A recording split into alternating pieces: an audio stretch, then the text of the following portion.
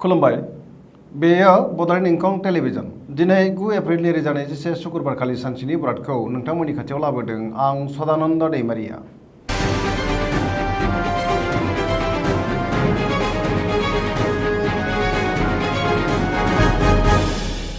सिगां फरायथिनो लादों मेष राशि। दिनैनि साना मोजां आरो गाज्रिनि गेजेरजों बाबेनलांगोन। गोसोआव माबा मोनसे गोदान साननाय एबा मिजिंबो फैगोन। माबा मोनसे मोननो हास्थायगोन। गोसोनि लुबैनाया बांगोन। अदेबानि गोसोखौ जोबोर गुलुं गुजुंबो मोनगोन। मावनो लानाय खामानिखौ थि समाव मावफुंनो हागोन। देहाया मोजाङै थागोन, नाथाय गोबां खामानियाव मुखुब थानानै देहाखौ जोबोर मेंनाय मोनगोन। जानाय लोंनायाव सांग्रां जानाया गाहाम। बहानिफ्रायबा मोजां खौरां फैनो हागौ। रांखावरियाव मोजां, बेफार फालांगियावबो मोजां होनजायो। समाजाव दिनै मान मोननो हागोन।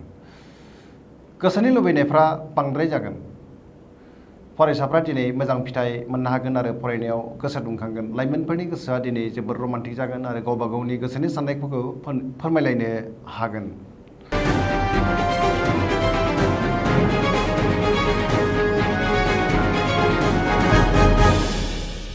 वृष राशि। दिनैनि साना बारा मोजां नङा। गोसोखौ जोबोर गुलुं गुजुं मोनगोन। गोसोनि साननायफ्रा दैबारनांगोन। गोसोआव बोलोआ लोरबां जागोन। मावनो लानाय खामानिखौ थि समाव मावफुंनो गोब्राब जागोन। रांखावरियाव बारा मोजां नङा। नाङा फाङा खरसाया बांगोन।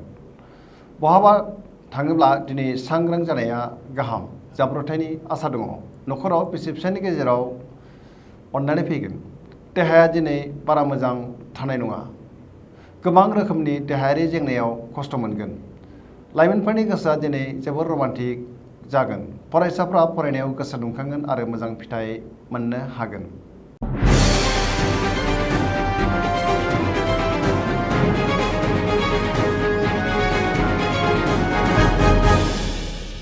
मिथुन राशि। दिनैनि साना बारा मोजां नङा। गोसोखौ जोबोर उसुखुथु मोनगोन। गोसोआव जिंगाया बांगोन। देहाया दिनै मोजाङै थागोन। अब्लाबो जानाय लोंनायाव सांग्रां जानाया गाहाम। रांखावरियाव बारा मोजां नङा। नाङा फाङा खरसाया बांगोन। गुबुननि थाखाय नाङा फाङा जेंनायाव गोग्लैनांनो हागौ। बेफार फालांगियाव मोजां होनजायो। न'खराव अननानै फैगोन। समाजाव मान मोनगोन। गोसोनि बोलोआ बांगोन। मावनो लानाय खामानिखौ थि समाव मावफुंनो हागोन। गुबुनजों गोरोबनानै थानो रोंनाय नङा। सोरनिबा सायाव गोबां रागा जोंफ्लांगोन। सांग्रां जानाया गाहाम। गोसोखौ हमथानायनि गोनांथि दङ।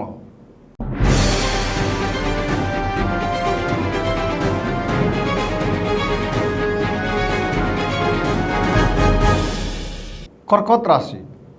दिनैनि साना जोबोर मोजां। गोसोखौ जोबोर गोजोननाय मोनगोन। मावनो लानाय खामानिखौ थि समावनो मावफुंनो हानानै गोसोखौ बांसिन गोजोननाय मोनगोन। रांखावरियाव दिनै जोबोर मोजां होनजायो। आरजिनाय धोनखौ दोनथुमनो हागोन। बेफार फालांगियाव जोबोर मोजां मुलाम्फा मोनगोन। गुबुननि हेफाजाब मोननो हागोन। गुबुननि गोसोखौ दिनै गोरलैयैनो बोनो हागोन। न'खराव बिसि फिसायनि गेजेराव अननानै फैगोन। बिदा फंबायनि हेफाजाब मोनगोन। गुबुनजों मोजां सोमोन्दो लाखिनो रोंगोन। समाजाव गोबां मान मोनगोन। गोदान खामानिखौ आखाइ होजेननो हागोन एबा जागायनो हागोन। लाइमोनफोरनि गोसोआ दिनै जोबोर रमान्टिक जागोन आरो गावबा गावनि गोसोनि साननायखौ फोरमायलायनोबो हागोन। फरायसाफ्रा फरायनायाव गोसो दुंखांगोन आरो मोजां फिथाइ मोनगोन।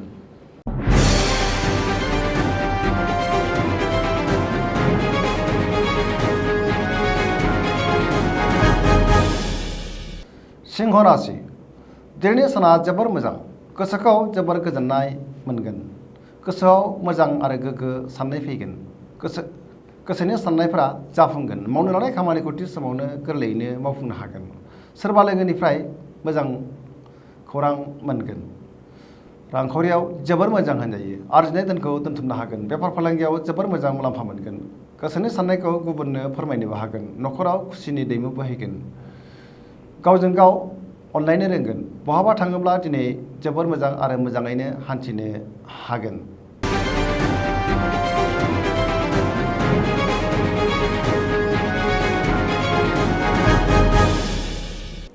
कन्या राशि। दिनैनि साना मोजां आरो गाज्रिनि गेजेरजों बाबेनलांगोन। गोसोआव गुलाय गुजाय साननाय फैगोन। माबा मोनसे गोदान थांखि लानो रोंगोन। मोजां सानखांनोबो रोंगोन। देहाया दिनै मोजाङै थागोन रांखावरियाव जोबोर मोजां बेफार फालांगियाव जोबोर मोजां मुलाम्फा मोनगोन गोबां सुबुंजों लोगो मोनलायगोन आरो खामानि मावनो खाबु मोनगोन न'खराव बिसि फिसायनि गेजेराव एना एनि फैनो हागौ सोरबा खाथिनि लोगोआनो गाज्रि नोजोर होखोमागोन सांग्रां जानाया गाहाम गोबां खामानियाव मुखुब थानांगोन फरायसाफ्रा फरायनायाव गोसो दुंखांगोन आरो मोजां फिथाइ मोननो हागोन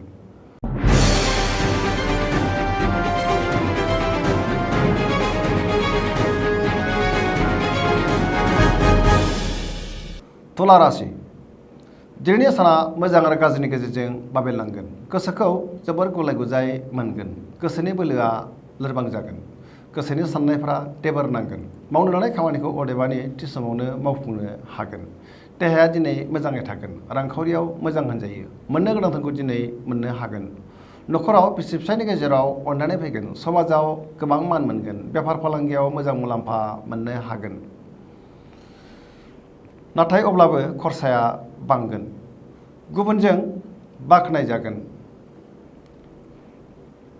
लाइमोनफोरनि गोसोआ दिनै जोबोर रमान्टिक जागोन आरो गावबा गावनि गोसोनि साननायखौ फोरमायलायनो हागोन फरायसाफ्रा फरायनायाव गोसो दुंखांगोन आरो मोजां फिथाइ मोनगोन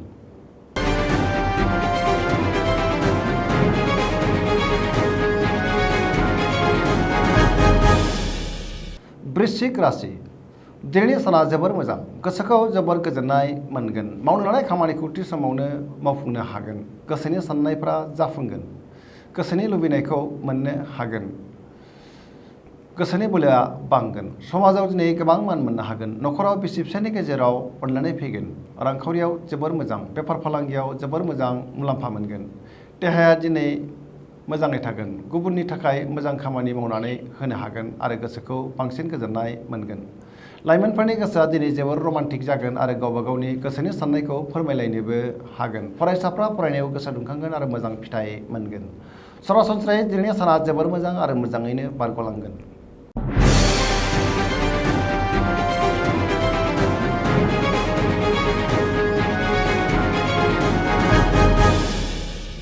धनु राशि दिनैनि साना जोबोर मोजां गोसोआव बोलो बांगोन बहाबा थांनो गोसो जागोन आरो मोजाङैनो दावबायनोबो हागोन मावनो लानाय खामानिखौ थि समाव मावफुंनो हागोन गोसोनि साननायफोरा जाफुंगोन रांखावरियाव दिनै जोबोर मोजां होनजायो आरजिनाय धोनखौ दोनथुमनो हागोन मोननो गोनां धोनखौबो दिनै मोननो हागोन बेफार फालांगियाव मोजां मुलाम्फा मोनगोन समाजाव दिनै गोबां मान मोनगोन देहाया दिनै मोजाङै थागोन अब्लाबो जानाय लोंनायाव सांग्रां जानाया गाहाम न'खराव बिसि फिसायनि गेजेराव अननानै फैगोन बिमा बिफानि अननाय आरो बोर मोनगोन बिदा फंबायनि हेफाजाब मोनगोन सेंग्रा सिख्लाफ्रा दिनै गावबा गावनि गोसोनि साननायखौ फोरमायलायनो हागोन आरो गोसोआ जोबोर रमान्टिक जागोन फरायसाफ्रा फरायनायाव गोसो दुंखांगोन आरो मोजां फिथाइ मोननोबो हागोन गुबुननि हेफाजाब मोननो हागोन धोरोमारि बिथिङावबो गोसो दुंखांगोन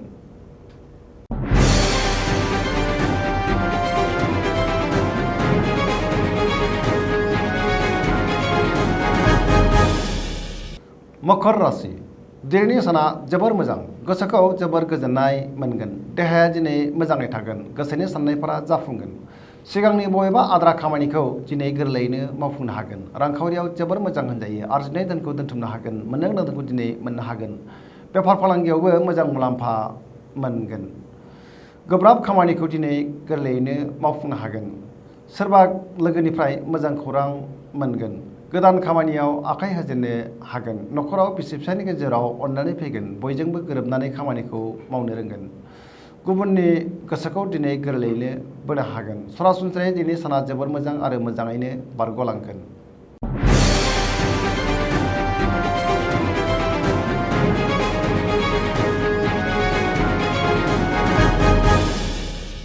कुम्भ राशि दिनैनि साना मोजां आरो गाज्रिनि गेजेरजों बाबेनलांगोन गोसोखौ जोबोर उसुखुथु मोनगोन नेगेटिभ एनार्जिनि गोहोम गोग्लैगोन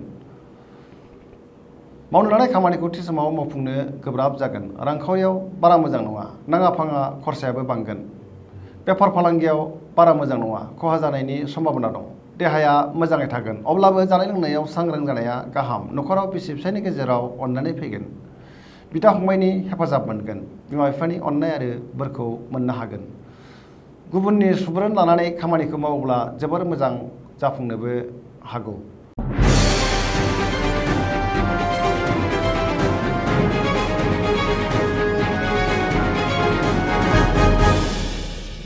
मीन राशि दिनैनि साना जोबोर मोजां गोसोखौ जोबोर गोजोननाय मोनगोन गोसोनि बोलोआ बांगोन देहाया दिनै मोजाङै थागोन अब्लाबो जानाय लोंनायाव सांग्रां जानाया गाहाम न'खराव बिसि फिसायनि गेजेराव अननानै फैगोन बिदा फंबायनि हेफाजाब मोनगोन रांखावरियाव जोबोर मोजां होनजायो आरजिनाय धोनखौ दोनथुमनो हागोन बेफार फालांगियाव मोजां मुलाम्फा मोनगोन न'खराव बिमा बिफानि अननाय आरो बोरखौ मोनगोन अदेबानि सोरजोंबा रायखोमा जानोबो हागौ सांग्रां जानाया गाहाम गुबुनजों बाङाय बुंनायानो गाहाम लाइमोनफोरनि गोसोआ दिनै जोबोर रमान्टिक जागोन आरो गावबा गावनि गोसोनि साननायखौ फोरमायलायनोबो हागोन